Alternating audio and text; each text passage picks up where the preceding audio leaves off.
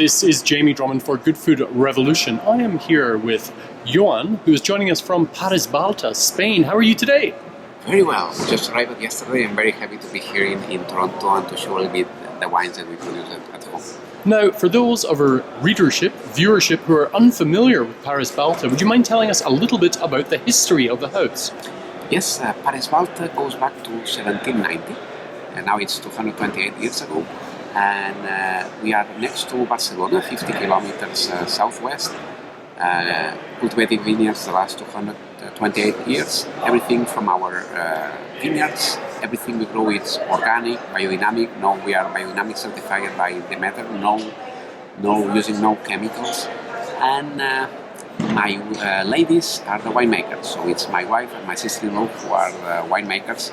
And whenever my brother and me introduce them, we promise and swear that we did not marry them because of being winemaker. My wife, she was chemical engineer when I met her, and Marta was pharmacy. But wine has this kind of magic that people who gets in, they don't go away. I'm very happy to have both of them on board.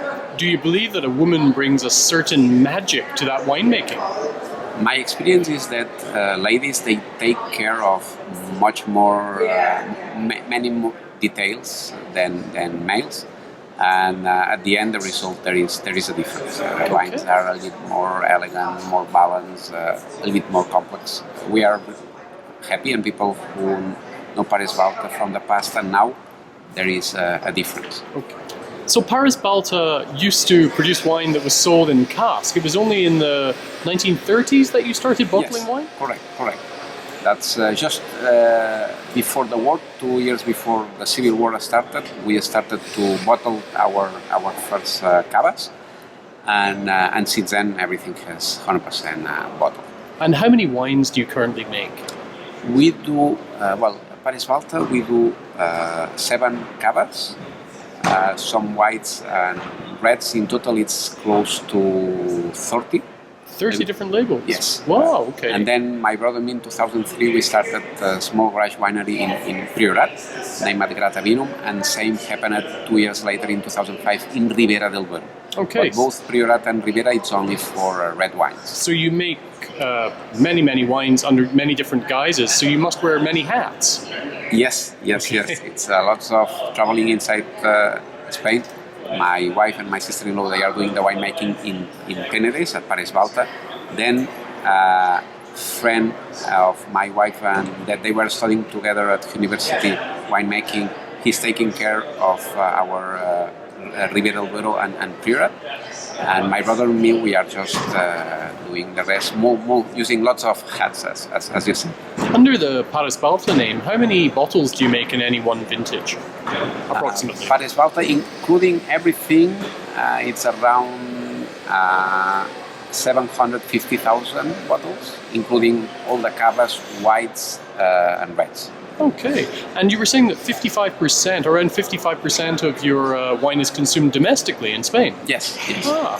Before the late 90s, 100% was domestic, but in export we have had a nice progression, and as you said, now it's around 55% that it's domestic, and the rest it's export. And where are your largest export markets? Right now we're exporting to 44 countries. Oh wow, okay. And in America it's US and Canada by far. Then in Europe it's Germany, Scandinavia, especially Sweden, Finland. We also do quite well in Asia, especially Japan. Interesting. We have quite many markets and split it, but like as I said, Germany, Scandinavia, US, Canada are on the top 8 markets. If I were to ask you, to force you to tell me exactly what the house style is of Pare Balta, how would you describe that? Oh, that's. I would say that we like for more like the character of the soil, of the terroir, of the climates we have. So we have, because as we do cavas, whites, reds, we want a little bit the wines to speak from the the places where the grapes have grown. Right. That's a little bit would be our objective. And which grapes are you growing? I understand what you'd be putting into your cava, but when it comes to your whites and your reds, you're speaking about indigenous varietals for the most part, yes? Yes, we work a lot with for the whites with Xarel·lo. Xarel·lo, it's a grape that was used for cavas, for the old cavas for long aging, but it was producing less yield, and some farmers were forgetting it. But we are very, very happy with the Xarel·lo. We also work with Garnacha Blanca. For the cavas, of course, the Macabeo and the Parellada on the top of Xarel·los. For reds, we are really Grenache lovers, and we also have a little bit of Carignana. In pure red, it's mainly Grenache and Carignana, but it's these are a little bit the main grapes. We also have a little bit of Merlot, some Cabernets, plants that my grandfather planted and that we still are cultivating, and we use it in some of the blends. But our focus is to work more and more with local grapes that we have at home. Where do you feel the wines of Spain sit on the world wine stage these days?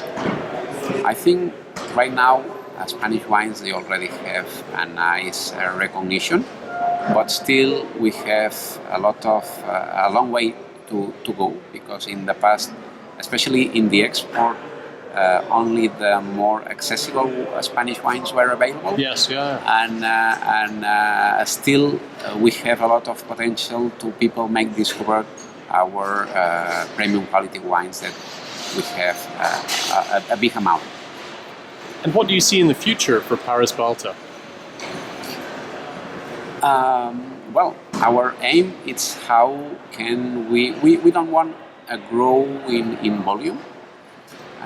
We work our own vineyards, and we can grow a little bit more in volume, but our aim is how can we make people discover as well our high-end wines. So we see a little bit our future in not growing in volume, but growing in value, and producing more and more of the wines that we have more fun, that are these micro clear range wines that we produce small amounts and make them available in some of the best tables in the world. Superb. Well, I wish you all the best with that. Thank you very much for joining us at Good Food Revolution today. My pleasure. And if you happen to visit Barcelona, I would be delighted to receive you. We are only 50 kilometers far from Barcelona. I'll make a point of doing that. Thank you very much. My pleasure. Bye-bye. Bye.